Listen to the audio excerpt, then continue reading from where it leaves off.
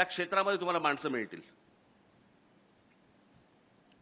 आणि अद्भुत पराक्रम गाजवलेली माणसं मिळतील।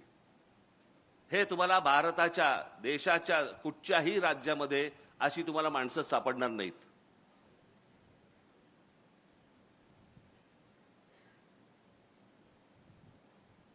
म्हणून मी आज तुमच्या समोर आज इथे मी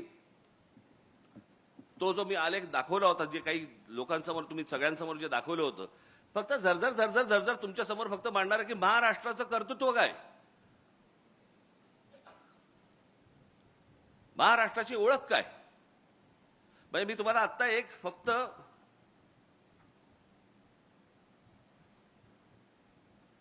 फक्त गोष्ट तुम्हाला मी वाचून दाखवतो। हा साधारणपणे त्याचा मराठीत भावार्थ आहे। हा फक्त भावार्थ आहे, तेवढा भावार्थ म्हणून तुम्ही फक्त बघितलं पाहिजे त्याच्याकडे। हे साधारणपणे 1904 साली रवींद्रनाथ टागोरांनी लिहिलेली शिवाजी महाराजांवरची कविता आहे। कुठे बंगाल,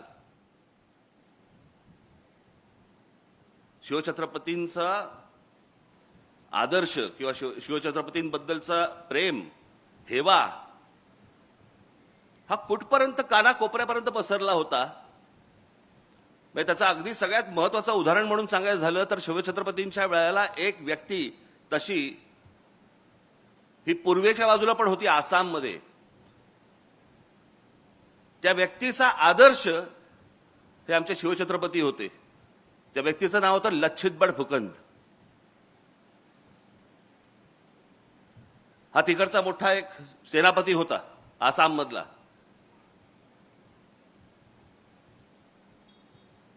या सर्व लोकांना शिवछत्रपती माहिती आहेत, महाराष्ट्राला नाही कळले।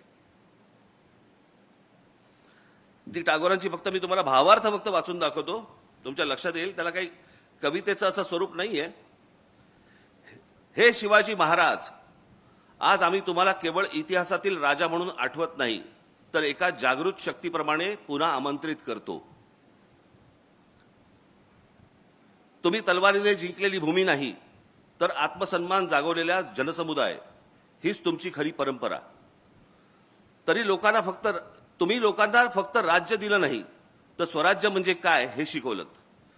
भीतीच्या सावलीतून बाहेर पडून स्वतःच्या अस्तित्वासाठी उभं राहणं हे काय असतं हे शिकवलं।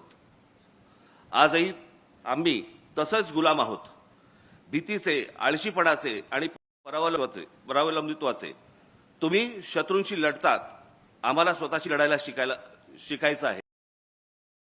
शिवाजी, तुमचा उत्सव फक्त ढोल ताशांमध्ये नको, तो आपल्या विचारात, कृतीत, स्वभावात दिसायला हवा। तुमचं नाव घेणं सोपं आहे, पण तुमच्यासारखं जगणं कठीण आहे। तुम्ही साधेपणात महानता दाखवलीत, धर्मात सहिष्णुता आणि सत्तेत संयम। आज आम्ही सत्तेला स्वार्थ समजतो आणि धर्माला भेदभाव आणि राष्ट्राला केवळ घोषणा।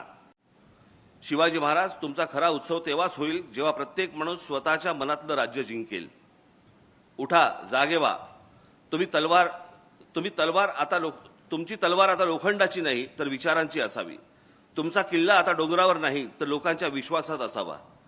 हे शिवाजी, आम्हाला पुन्हा शिकवा, स्वराज्य म्हणजे केवळ सत्ता नाही, तर जबाबदारी आहे। हे रवींद्रनाथ टागोरांनी तेव्हा 1904 साली लिहून ठेवलेली गोष्ट आहे, जी आम्हाला अजून समजत नाहीये।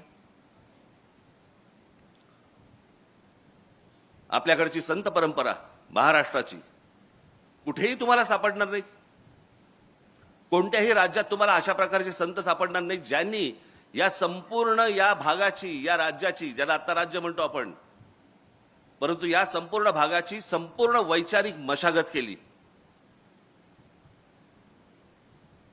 सर्वांना जातीपातीपासून दूर लोटलं, त्यातले भेदभाव सगळे काढून टाकले।